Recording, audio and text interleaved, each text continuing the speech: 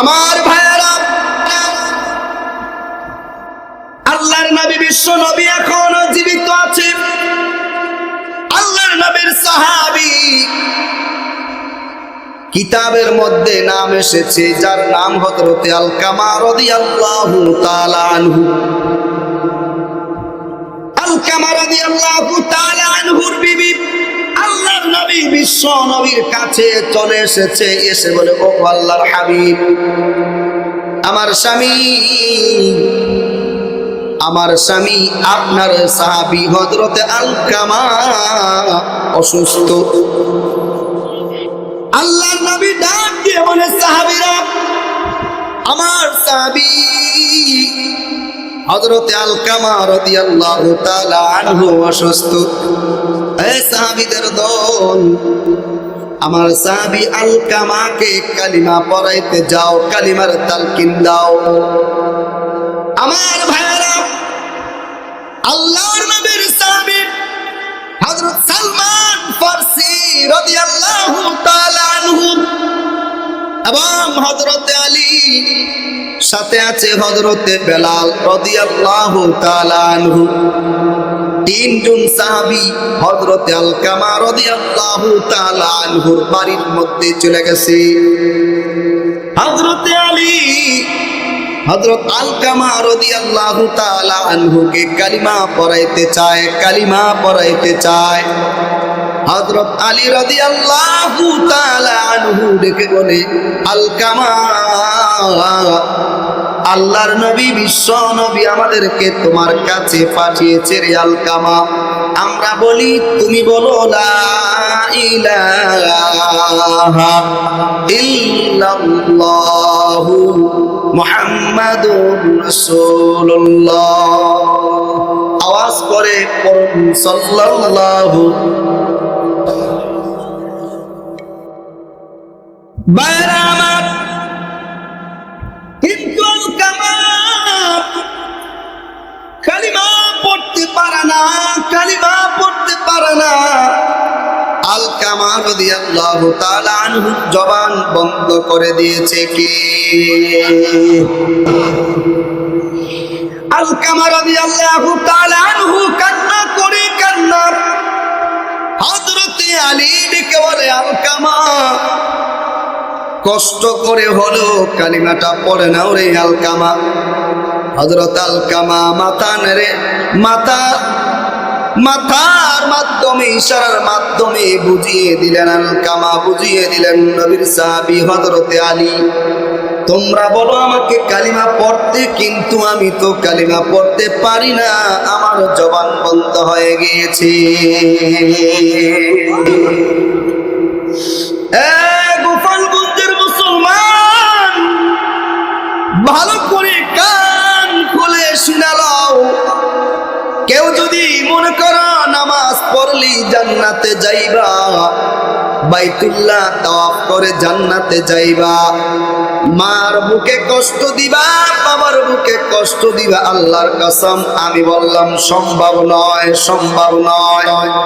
তুমি কেন রে ভাই নবীর সাহাবী হওয়া সত্ত্বেও মায়ের বুকে কষ্ট দেওয়ার কারণে আল্লাহ তাআলা তার জবান বন্ধ করে দিয়েছে।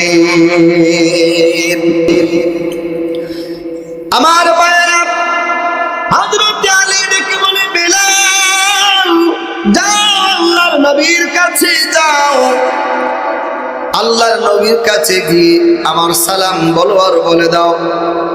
আলকামা রাদিয়াল্লাহু তাআলা আনহু কালিমা পড়তে পারে না। হযরতে বেলাল রাদিয়াল্লাহু তাআলা আনহু চলে আসছে, ইয়া রাসূলুল্লাহ, ইয়া হাবিবাল্লাহ, আপনার সাহাবী হযরতে আলকামার জবান বন্ধ, কালিমা পড়তে পারে না। আল্লাহর নবী ডেকে বলে, বেলাল, আলকামার কে বেঁচে আছে? বলে, ও আল্লাহর নবী, আলকামার বিবি আর আলকামার মা বেঁচে আছে। আল্লাহর নবী বললেন, বেলাল, আলকামার মাকে আমার সালাম বলো, আর বলো আমি নবীর কাছে আসতে। হযরতে বেলাল রাদিয়াল্লাহু তাআলা আনহু আলকামা রাদিয়াল্লাহু তাআলা আনহুর বাড়ির মধ্যে গিয়ে আলকামার মায়ের কাছে সংবাদ দেওয়ার পরে আলকামার মা আল্লাহর নবী বিশ্ব নবীর দরবারে চলে আসছে। আসার পরে আল্লাহর নবী ডেকে বলে, আলকামার মা, আমি নবী জানতে চাই তোমার সন্তান আলকামা কেমন। মারহাবা কোন। আলকামার মা, আমি নবী জানতে চাই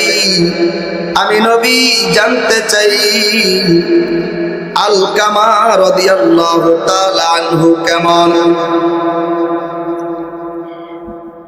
আলকামার মা ডেকে বলে, ইয়া রাসূলুল্লাহ, ইয়া হাবিবাল্লাহ, আমার সন্তান কেমন আপনি জানতে চান? তাইলে শুনেন, আমার সন্তানের গুণগুলো শুনেন। 1 নাম্বার, আমার সন্তান 5 ওয়াক্ত নামাজি। 2 নাম্বার, আমার সন্তান দানবীর। 3 নাম্বার, আমার সন্তান হাজী। সুবহানাল্লাহ। আল্লাহর নবী ডাক দিয়ে বলে, আলকামার মা তুমি শোনো, তোমার সন্তান দানবীর, নামাজি, হাজী আমি জানলাম, কিন্তু বলো গো মা, তোমার সন্তান তুমি মার সাথে কেমন আচরণ করেছে? আলকামার মা রাদিয়াল্লাহু তাআলা আনহুর মায়ে ডাক দিয়া বলে, ইয়া রাসূলুল্লাহ, ইয়া হাবিবাল্লাহ, আল্লাহু আকবার কান।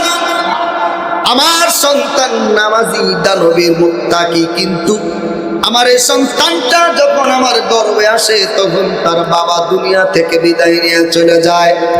আমি মা আমার সন্তানকে অন্যের বাড়িতে কাজ করে আমি তাকে খাওয়াই আর বড় করি।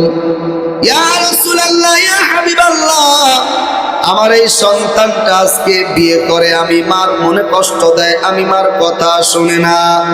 আল্লাহর নবী বিশ্ব নবী ডেকে বলে, আলকামার মা, তুমি তোমার সন্তানটাকে মাফ কইরা দাও না। আল্লাহ না করুক তোমার সন্তানটা যদি মারা যায়, তুমি যদি মাফ না করো, আল্লাহ তাআলা তোমার সন্তানকে জাহান্নামে জ্বালাইবে। আলকামার মা রাদিয়াল্লাহু তাআলা আনহুর মা ডাক দিয়ে বলে, সম্ভব নয়, আল্লাহর নবী আমার সন্তানকে আমি মাফ করব না। কিতাবের মধ্যে আসছে আল্লাহর নবী বলে, বেলাল রে, একটু লাকড়ি জোগাড় করো বেলাল। কতগুলো লাকড়ি জোগাড় করা হলে ওই লাকড়ির মধ্যে তেল ঢেলে দেওয়া হলো। আল্লাহর নবী বলে, বেলাল, আলকামাকে এই লাকড়ির মধ্যে শোয়া আগুনে জ্বালাই দিও। তখন আলকামার মা যখন শুনেছে তার সন্তানকে আগুনে জ্বালানো হবে, ডাক দিয়ে বলে, ইয়া রাসূলুল্লাহ, ইয়া হাবিবাল্লাহ, ওগো আল্লাহর নবী, আমি আমার সন্তানটাকে 10 মাস গর্ভে ধারণ করেছি, সম্ভব নয় আমার চোখের সামনে আমার সন্তানটা আগুনে জ্বলবে, আমি মা সহ্য করব না। আল্লাহর নবী ডাক দিয়ে বলে, তাইলে শুনো, তুমি যদি তোমার সন্তানকে মাফ না করো তাইলে আল্লাহ তাআলা এর চাইতে ডাবল আগুনে জ্বালাবে। আলকামার মার সাথে সাথে চোখের পানিগুলো ছেড়ে দিলেন আর বললেন, আল্লাহর নবী আপনি সাক্ষী, আপনার সাহাবীরা সাক্ষী। ইয়া রাসূলুল্লাহ, ইয়া হাবিবাল্লাহ, এই মুহূর্তে আমি আমার সন্তান আলকামাকে মাফ করে দিলাম। হযরত বেলাল বলে, ইয়া রাসূলুল্লাহ, ইয়া হাবিবাল্লাহ, আমি চললাম আলকামার বাড়িতে। আল্লাহু আকবার খান। আল্লাহর নবীর সাহাবী হযরত বেলাল রেখে বলে, ওগো আল্লাহর নবী, আমি আলকামার বাড়ির মধ্যে যেতে পারি নাই।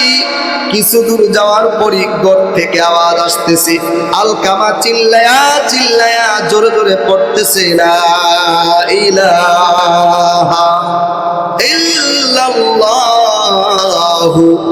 মুহাম্মাদুর রাসূলুল্লাহ সাল্লাল্লাহু আলাইহি ওয়াসাল্লাম। আল্লাহু আকবার।